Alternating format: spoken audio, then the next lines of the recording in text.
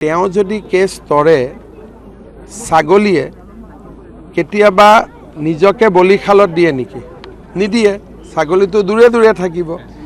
গৌৰৱ গগৈ মই ইমান বাৰে বাৰে কৈ আছোঁ তেওঁ পাকিস্তানৰ লগত সম্পৰ্ক আছে। যদি দেশত বা শৰীৰত অলপো দেশক ভাল পোৱা তেজ থাকিলেহেঁতেন মোক কিমান কোৰ্টত টানি দিব লাগিছিল। আজিলৈকেতো মোক কোৰ্টত টানিব পৰা নাই। কাৰণ তেওঁ যিটো কাম কৰিছে সেইটো কাম অক্ষমনীয় অপৰাধ।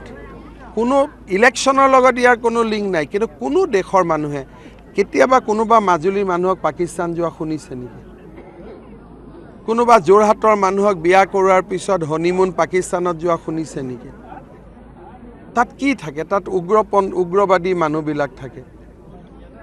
তাত হনিমুন হয় নেকি? তাত বিয়াৰ পিছত মানুহ তাত যায় নেকি? তাৰ পৰা পলাই আহিলে মানুহে ভাবে আহিলোঁ বুলি। গতিকে তেওঁ যিখিনি কাম কৰিছে, পৰিবাৰে পাকিস্তানৰ পৰা দৰমহা লৈছে, 13 বাৰ অহা যোৱা কৰিছে, তেওঁ নিজে 10 দিনকৈ আছে। মইতো নিবিচাৰোঁ যে অসমীয়া মানুহ এজন বিপদত পৰক, কিন্তু তেওঁ নিজে নিজক বিপদলৈকে ঠেলি দি গৈ আছে। সিদিনাখন যেতিয়া তেওঁ নিজেই স্বীকাৰ কৰিলে মই ৰাৱালপিণ্ডিতো গৈছোঁ, মইতো নিজে হতবাক হৈ গৈছোঁ যে তৰুণ গগৈ ল'ৰা এজন এনেকুৱা পৰ্যায়ত কেনেকৈ যাব পাৰে। গতিকে এইবিলাকতো উত্তৰ নাই। আৰু মই ইমান কৈ আছোঁ মোৰ এগেইনষ্টতো কোৰ্টত যাব সাহস কৰা নাই। তাৰ মানে কি? তেওঁ কোৰ্টখনক ভয় কৰে। কাৰণ কোৰ্টত গ'লেতো এতিয়া অসমৰ মানুহক উল্টা পুল্টা ক'ব পাৰিব কংগ্ৰেছী মানুহখিনি, কিন্তু কোৰ্টকতো উল্টা পুল্টা ক'ব নোৱাৰে। অসমৰ যিবিলাক কংগ্ৰেছৰ সাধাৰণ ছাপোৰ্টাৰ আছে তেওঁলোকক তেওঁ এনেকৈ কৈ দিলে বজাৰ কৰিব গ'লোঁ, পাৰ্কত গ'লোঁ। এতিয়া এইবিলাক এতিয়া সহজ সৰল মানুহে কংগ্ৰেছক ভাল পাই বিশ্বাস কৰি ল'ব, কিন্তু আইনেতো বিশ্বাস নকৰে যে 10 দিন পাৰ্কে চালে নেকি? তেওঁতো লাচিতৰ বংশধৰ, নিজৰ ধৰ্মটো ধৰি ৰাখিব নোৱাৰিলে। এতিয়া কি তাৰমানে তেওঁ অসমীয়া ল'ৰাকেইটা ক'ত পঢ়িব ক'ব? তেওঁ অসমৰ ল'ৰা ছোৱালীক ক'ব লাগিব আমি যেনেকৈ স্কিম দিওঁ নিযুত বাবু, নিযুত মইনা, তেওঁ স্কিম দিব লাগিব নিযুত ব্ৰিটিছ,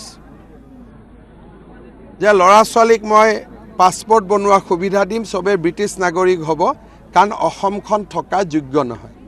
আমি যেনেকৈ নিযুত বাবু আঁচনি দিওঁ, নিযুত মইনা আঁচনি দিওঁ, কলেজত পঢ়ক, তেওঁ নিযুত পাছপৰ্ট আঁচনি এটা কৰিব লাগিব, নিযুত ব্ৰিটিছ পাছপৰ্ট আঁচনি এটা, যে ব্ৰিটিছৰ পাছপৰ্ট ল'ব।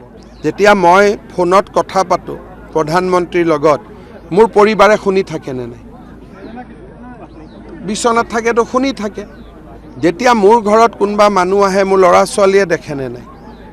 এতিয়া এজন মুখ্যমন্ত্ৰী হ'লে কোন মানুহে তেওঁক ফোন কৰিব? আৰ্মিয়েতো তেওঁক ফোন নকৰে, কিজানি তেওঁৰ পৰিবাৰে শুনা পায়। এয়াৰফ'ৰ্চেতো তেওঁক ফোন নকৰে, কিজানি তেওঁৰ পৰিবাৰে শুনা পায়। কাৰণ 4জন মানুহৰ 3জনে ল'ব ইউনিয়ন জেক আৰু এজনে ল'ব তিৰংগা।